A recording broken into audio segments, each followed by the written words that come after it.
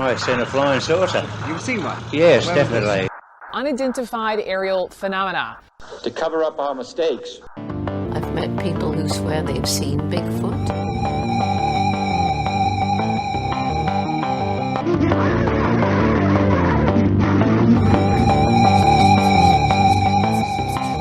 Join us for a journey into the obscure. You are now listening to The Wow Pod.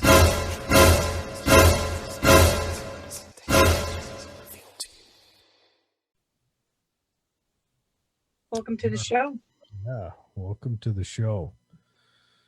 Hey, only took 4 minutes for me to figure that part out. Hold on, getting attacked.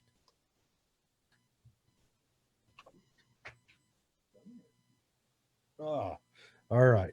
So we're live. Are you keeping an eye on it? Yep. Hey, James, how are you? All right.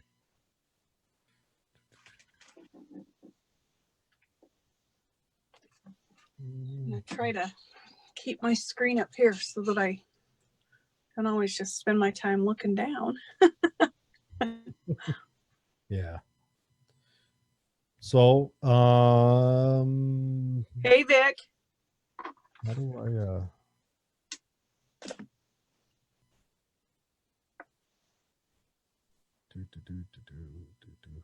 So anyways, slow start while we wait to see if people show up. Yeah. Good news week, though. Well, Interesting. Interesting stuff. Mm-hmm. Yeah. So, can you see people's communications on there? Yep. Okay. You're going to have to be the reader of the communications for now. That's right. For some I'm the reason. keeper of the gate. Yes. It's a hard job. Sacrifice. Yeah, we just, for those who haven't seen it or heard it yet, we just relaunched a couple of new episodes. Most recently was, what was it, Human Zoo? No, it was Crop Circles. Yeah, the crop circles. Human Zoo was the night before that. So the Crop Circles one, there's new information out on it that is pretty interesting. People are saying that those crop circles are now like maps of UFOs. I don't know why they would want to put them on a planet, though. No, I still think it's the design of the outlet port for the sewage. I think it's communication, because they don't have to necessarily enter the airspace to see them. They can stay above radar and still see the crop circles. So you think it's like billboard signs, you know? Yeah, like turn left. The best Nerf burger. 1,000 miles. Keep going. No intelligent life. Yeah. We got dolphins. I mean, they're putting them in these, nowheresville places. So maybe there isn't very much intelligent life. Maybe. They're like 700 miles south, you'll find a metropolis with more intelligent people. Maybe that's they say. Could be, but I don't know. Well, should we get started with the news? Let's get started with the news. You gonna go first, or am I? You are. All right. Which one are you pulling up for me first? In the same order you sent them to me. I don't remember what order I sent them to you. The kid. Oh. Yes, the kid. This little feller right here. Look at that smile. That's a magnificent smile. All right. It's pulling up. Give it just a second. So this report's coming from the Mirror, correct? You've got the Mirror? Yep, Mirror UK. So this the headline reads, Boy caught eating 2 flies that land on his face during live interview. So this clip that was uploaded to Reddit shows a young boy and his family. So it's a family of 4 of them, and they do look, country. What? No, they don't. They've got wide-brimmed pilgrimage hats. That's urban. They do. You can see it now. Jared's sharing it. They look pretty country. The young boy appeared on TV alongside his family for a news feature. They don't go into say, what it's about, but it's about, they're doing a story about the latest flooding in Australia. Australia had all those fires, and now they've got a bunch of floods. Now they've got a whole bunch of rain, so it's going to cause Australia's in for a pretty rough fall. It's their fall over there because the fires took all the defilade out, and then the rain is going to wash all that down. So they're going to have a lot of sediment movement over the next few months. I feel bad for them. They got the 1-2. Anyways, check that kid. So look at that smile.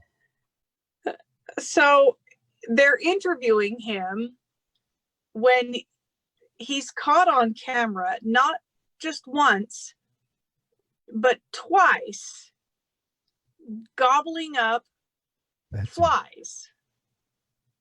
Betsy, lizard people. He's clearly an alien. Did you watch the video? Yeah, I've seen it. Yeah. Should I hit play? Hit play so that they can understand just how stealthy. He doesn't even flinch.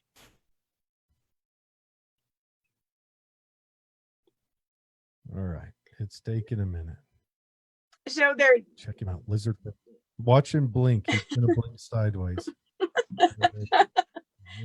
So the fly lands. Look at him, tongue out. Oh yeah. Slurps it in. Here's number 2. Oh, he went for it. He One doesn't even wince. He doesn't even lose his smile. He's a reptilian. Exactly, James. He's a reptilian. Yeah. He doesn't even flinch. He doesn't flinch his face or anything. He just sticks his tongue out the side, slurps it in. I don't think he chews. I think he just swallows. And then 2 times. I don't think he swallows yet. I think he wants to savor it.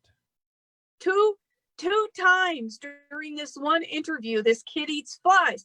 Does he do this all day? Well, is it a family thing? Is this something that his family has taught him? This is a skill. This is not something you're born with unless you are a reptilian. Man, he went for it. Oh, he just licked it right off his cheek. So funny. Anyway,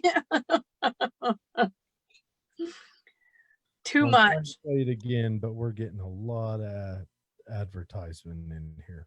Yeah, you can go on to yours. In Brooklyn. Okay, remember we talked about the lady in, what was it, Iowa, that had the emotional support horse on the plane? Yes. Was that Iowa or Ohio? I can't remember, but yes, I do. I do remember the lady that had the entire freaking all of the emotional support horse with her. Well, I've got a new spirit animal. This guy, he registered. Man, we're bogging down tonight. The computer is not enjoying this. Anyways, Brooklyn man registers a beer as an emotional support animal. Like a beer that you drink? Yeah, beer. So Floyd Hayes, a 47-year-old self-described ideas man, and this guy is an ideas man. Look at him go. That's him right there. Look at that. He looks like a genius. So he's from Brook. He does look pretty proud of himself. Yes. I'm proud of him. This guy's so he registered a pint of beer with the USA Service Dog registration. Oh, as a joke? Well, he wants to drink it on the subway and on the trains there in New York. Now it's lightly hopped Sessions IPA, a good beer, by the way.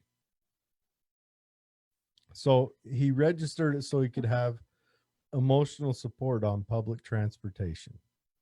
He travels from Brooklyn a lot on a bus, and they say it's a federal crime to smoke or have alcoholic beverage unless by prior written consent. So he registered his beer as an emotional support animal, and there's a written consent. Now we just got to have someone register cigarettes, and then they'll have as emotional support. Yeah. Jared, they've taken this too far. This has gone too far. You know what, though? I think he did this as a joke. My honest opinion. I think he hasn't gone far enough.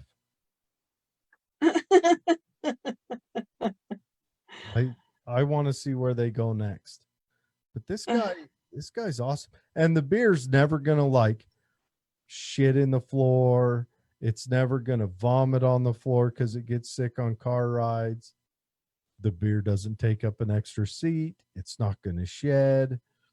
It's not gonna bark. This is the way to go. All of that is true. Yes, all of that is true. Lloyd Hayes, he's kind of my hero. He's kind of a hero. I like an emotional support beer. Heck yeah. All right. So your next story. My next story. This one I didn't get to read through that much. Okay, so there was a whistleblower this week. Now is it verified? Yes. It is. Yeah, this is a verified story. There was a whistleblower this week. The reason I wanted to cover this is, one, I don't understand the name of the organization. Well, I do. We've dealt with some whistleblowers lately that have been less than fortuitous with their information. Right, but this one has been verified by Newsweek. CNN did a piece on it. Okay, so maybe that's not helping the verification. At any rate, it has been verified. The DOJ, there was a whistleblower that ratted on the Department of Justice after the federal department, who is run by William Barr, also known as the evil John Goodman, dropped over $1 million into anti-human trafficking grants. They gave it to two groups. Now, I don't know what the process is that they go through to determine how these funds are split, but I'm sure there is a process. And no, I'm sure Lincoln Tubman comes from a mix between Abraham Lincoln and Harriet Tubman. Right. Okay. Though the other one, so Lincoln Tubman Foundation got $500,000 over 3 years. The other one is called Hookers for Jesus. And they got $530,000 over 3 years. Now, the internal memo that was uncovered recommended that the grant money go to the Catholic charities or the diocese to be used. I don't necessarily agree with that. I don't think religions should be getting grant money for things like human trafficking. I think that well, it's anti-human trafficking, and I would say if the religion doesn't bother me, but if it says it's former sex worker and a former sex trafficking victim, Annie Lobet, started this organization, and she became Right. So I'm sure that the Hookers for Jesus, although I would argue that name will get you some attention, comes across very unprofessional, but it's a legit foundation. I checked into it. They run the Destiny House. The Destiny House provides 1 year safe house program for sex trafficking victims. Sounds like a halfway house type. Right. And it was founded in 2007 by Annie Lobert, who previously was a hooker and has found Jesus and now runs this organization, this outreach program that helps people in these situations to kind of have somewhere to go, have some protection, help them to detox if they need to, find solid employment. I mean, it's a legit foundation. Granted, reading on, it has some crazy thoughts, but it has some strong thoughts, but yeah. They don't read Cosmo. They don't allow homosexuals. Okay. And they, I don't know. It's poorly named, but I mean, it does, it is a legit foundation. So people are going crazy because they didn't go with more well-known foundations, but what other foundations are there for that? Oh, there's foundations in every state, basically. Yeah. Are those state foundations, or I mean there's some really well-known ones, a couple of really well-known ones. Reading this, I mean I would like to know more about the organization, but reading it, it's a stand-up system. The name's terrible. Right. I'm a big fan of the overt religious part of it and the strict religious part, but if it's the key to get out of it, I'm okay. Well, and I think that the DOJ made the decision based on previous years having awarded that money, to different parts of the United States. The Hookers for Jesus is located in Nevada, and the state of Nevada has yet to receive any large funding. So I think that played into it, is kind of the idea that, this is happening nationwide, and perhaps we should, put the money where it could best be used, whatever the case was. I'm sure they had parameters. I'm sure they didn't just go, Hookers for Jesus. Let's give it to that one. Right. I'd have voted right then. Now, for me, say no more. Say no more. Got a dime. I might have robbed a couple banks just to throw money at the funny name. Yeah, so it's a terrible name. The Whistleblower made a big deal about it because they felt like Hookers for Jesus, was gonna, put some kind of disgrace on the DOJ, when I think that they just made the decision based on who put in the grants. I think you're right. It looks like the DOJ doesn't have access to the group's manuals, to the Hooker for Jesus manuals. Sure. So I see that as an issue. I would make them open their books, show me what they're doing, show me a proven track record, and write up a business. Well, and they need to treat grants like a bank would treat you asking for money. And I will tell you, they do not. And I think it's because people don't recognize the billions of dollars that are available to the average person through grant programs. I used to do grant requests in my previous work, and you can get grants for lots of weird things. And really, folks, where's your money going now? it's about how persuasive you can be in these grant requests, and not so much about your business plan, because they don't even ask about your business plan. It's always a good, thing to put it in there, but it's not required. They want to know how you intend to spend the money. They want to know why you think you're best to spend the money, and you need to catch their eye. And I'm sure Hookers for Jesus did that. Oh, That's right. Hookers for Jesus. That's hilarious. Yep. Good stuff. Man. I'm going to make a crochet club called Hookers for Jesus. Because crochet hooks. Yeah, but Hookers for Jesus. Yeah, no, these guys are actual. She was an actual hooker. But well, anyway. And she's Christian now. Are you going to start a Christian crochet club? No, it's going to be Hookers for Jesus. It's going to be for the Spanish community. How about yeah. That's crazy, because the story, when you first read it, makes you think of something totally different. Right, but I pulled her website. I pulled up the Destiny House website. I read a little into her story. It's a legit foundation. Albeit it's a terrible name. You know what? If I could give her.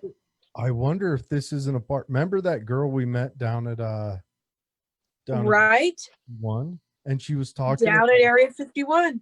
He was talking about she had a preacher that's an ex-prostitute. That I'm wondering if that girl wasn't a part of this.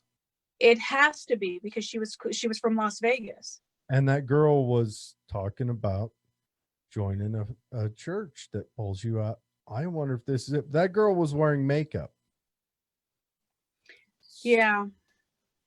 Well, maybe she just can't when she's there. I think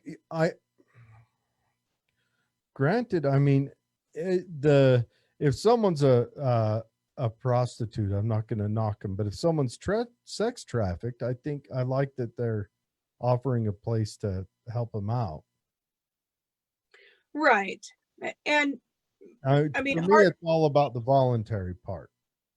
Right. And I think that a lot of human sex trafficking victims are underage, and I shudder at the thought of them, then being put into something that's super strict Christian, when they're just coming out of that trauma. But it's still better than where they were. So, yeah, it might be a proven method that they put them in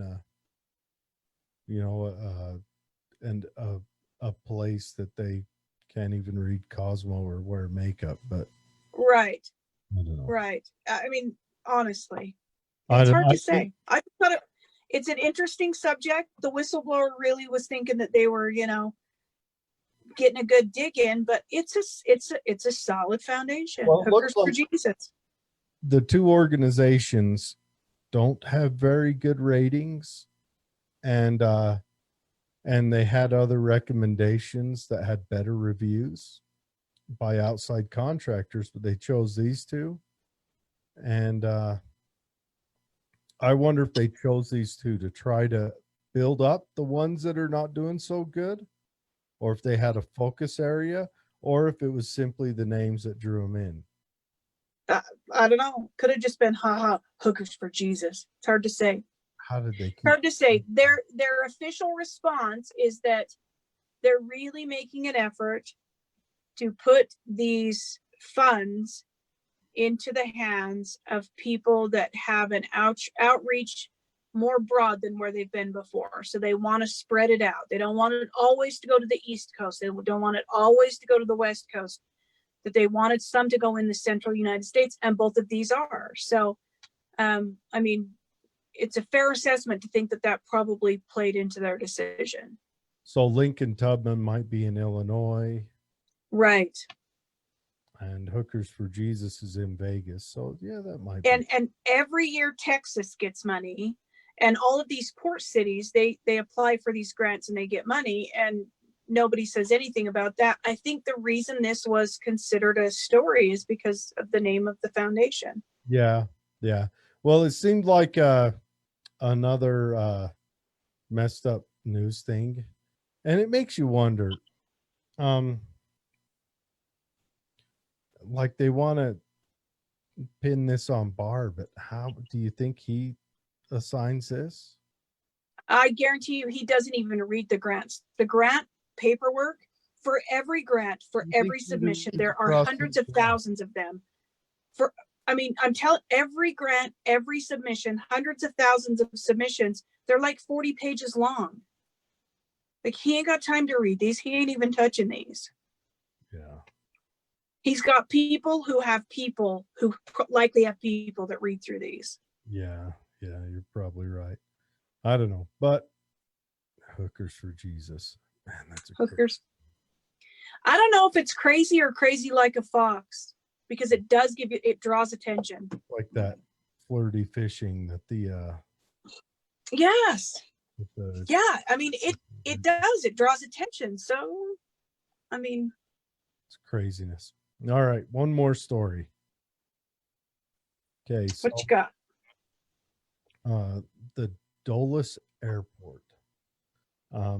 Oh, what are those birds? Yeah, a guy had a sealed package from China, and at customs they, x-rayed it, found all this pile of dead birds there, and they look like they're young birds. And so they opened it up. The traveler was coming from Beijing, and so the customs opened it up. The purple package was adorned with cartoon cats, and it was stuffed with all these little, they look like they're young birds, like hatchlings, all these dead birds. And why? The guy said it was pet food, but you can't bring stuff like that into the country, especially because of the bird flu. And then we've got coronavirus. It's crazy. Now they of course seized the birds and destroyed them because they could be carrying potential diseases. Not to mention, you're flying with dead, unprocessed life forms just in a bag. So they could be rotting in that bag and everything else. But yeah, he said he was bringing it for pet food. But yeah. And he knows this is illegal. I don't know. It's posted everywhere in every airport, especially those that are making international flights. They give you a handout. This guy came from Beijing. We don't know if that's where he's from. He might even be from somewhere else. But yeah, that is insane. You'd think they'd want you. Well, that's the declaration part, usually when you arrive. But did they get him for animal cruelty for feeding that to his dog? Well, I'm sure for a cat, and I'm sure the cat didn't care. That's the scary part is what if this is the terrorist infiltrator? They've turned to a different means. Ew, gross. Dead birds infected with some pandemic. Bird flu or coronavirus. But yeah. Oh my gosh. That is nasty. I do not ever want to work in customs. Yeah. No. That is nasty. Yeah, that's rough.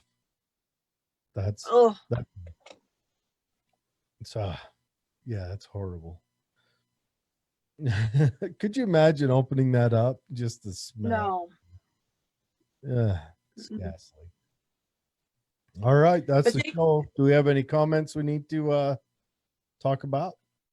Nope, we've been covering them as they've been coming in. Okay. All right. Well, so remember, the Wild Pod, the Wild Pod on your search engines now. YouTube is staying the same, and thewildpod.com, and send us. Well, we've got We've got a Betsy story this weekend, and then I'm trying to line up another story with another ghost hunter. And we're going to try to go on a ghost hunt. Yeah, there's a place in Cannon City, Colorado. It's the Abbey Mansion. Mm-hmm. I think we should head over there. They'll let you stay the night. Ooh. Yeah. All right. We should plan for that future event. Plan on Jared dropping Betsy off and I'm down. Yeah. I'm good for dropping you off. Yeah. Go stay in the hotel a couple towns over. Not even in the same city. Yeah. We'll have to go check it out. But yeah, thanks for joining us. And kind of crazy stories, but sorry for the computer startup. Cardboard. It is what it is. Cardboard. We'll not apologize for shitty technology. Yeah. It is what it is. Everyone have a great week. Yep. And Bye. thanks for joining.